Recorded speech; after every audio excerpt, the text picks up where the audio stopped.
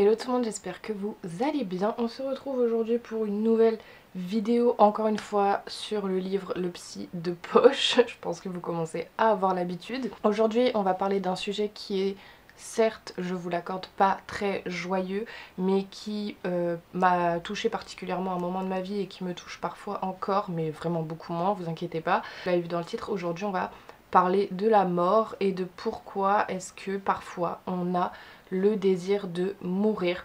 Donc voilà, si c'est un sujet qui vous trigger particulièrement, etc., peut-être ne regardez pas cette vidéo, je ne vous en voudrais pas, évidemment. Juste abonnez-vous à la chaîne si c'est pas encore fait. Mais du coup, si vous voulez regarder cette vidéo, et ben je vous laisse avec la suite.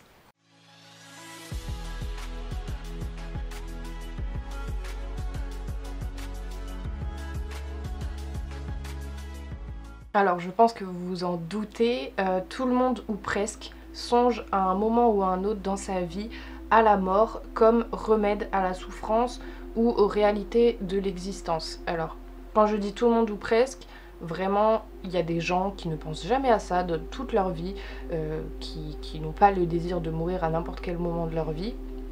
Et tant mieux pour eux, mais en fait je me rends compte en parlant avec des gens, même avec mon entourage, etc., c'est quand même quelque chose qui est très très fréquent. En fait, on souhaite mourir quand on a le sentiment d'avoir perdu la maîtrise de nous-mêmes ou quand on a abandonné justement cette maîtrise. Et ça, quand on abandonne cette maîtrise de nous-mêmes, c'est à ce moment-là qu'on rentre dans la dépression justement. Quelquefois, on peut avoir le désir de mourir pour punir ceux contre lesquels on en a, donc les gens à qui on en veut, ou pour leur faire de la peine. Et là on entre dans un autre schéma qui est celui de la vengeance, parce qu'il y a des moments où nos sentiments négatifs nous accablent tellement et prennent tellement de place que tout nous semble désespéré. On voit pas comment sortir justement de tout ce négatif et on se dit que la mort c'est la seule solution et que c'est le comble justement du découragement.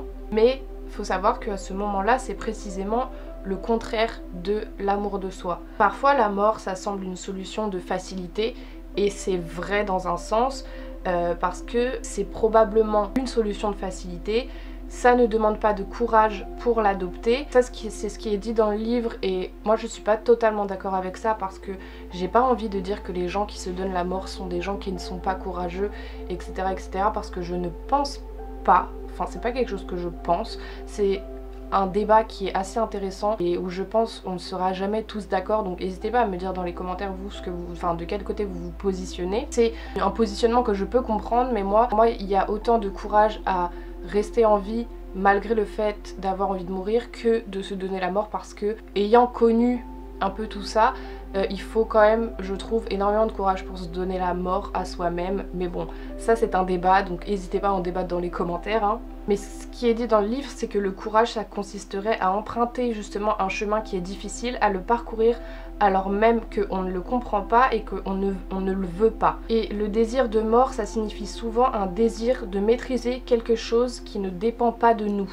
On ne sait pas quelles sont nos raisons de vivre, on ignore pourquoi on est là, on ne peut avoir aucune vision d'ensemble, on ne comprend pas la façon dont nos vies affectent et influencent celles des autres, et le fait de mourir avant que notre heure soit venue, ça équivaut à rechercher un raccourci. Mais ce qui arrive souvent, c'est que quand on prend un raccourci, on se perd et on met en définitive plus longtemps à arriver à notre destination. Et le suicide, c'est peut-être le pari entre guillemets le plus dangereux qui soit, parce que on ne sait pas quelle est l'étape suivante. La mort c'est une fin, mais est-ce que c'est la fin de la souffrance? Ça aussi c'est tout un débat, parce que de même que on s'emporte nous-mêmes partout où on va, de même qu'on transporte avec nous nos problèmes non résolus où qu'on aille, de même qu'il est possible que nous emportions avec nous au-delà de la mort tout notre négatif et toutes nos souffrances quand on choisit le suicide. Et ça en fait c'est quelque chose qu'on ne peut pas savoir et qu'on ne pourra pas savoir, parce que dans tous les cas on ne sait pas ce qu'il y a après la mort. Et même si après la mort il n'y avait rien et que la mort c'était la fin de la souffrance, il faut savoir que lorsque vous allez vous donner la mort, la souffrance, votre souffrance en fait que vous voulez arrêter, elle va forcément se répercuter sur votre entourage, sur les gens autour de vous, etc., etc. La souffrance ne s'arrête pas en fait, elle va juste changer de camp entre guillemets. Et je dis pas ça pour vous culpabiliser si vous avez justement le désir de mourir, etc., mais c'est quelque chose de vrai, même si vous vous dites non mais de toute façon quand je serai plus là tout sera réglé, mon entourage aura plus de problème, etc., etc. Et je le comprends totalement parce que c'est moi-même quelque chose que j'ai ressenti très très fort pendant très longtemps, mais c'est pas vrai, c'est pas vrai. Et si autant de gens ont ce désir de mourir à un moment dans leur vie, c'est que en fait ce désir et le fait de focaliser nos énergies vitales sur la mort, ça nous donne une illusion de puissance et de maîtrise sur des choses qui nous échappent totalement. Si vous avez vu ma vidéo sur pourquoi il ne faut pas se bercer d'illusions, si vous ne l'avez pas vu, je vous la mets dans le petit i qui est juste là.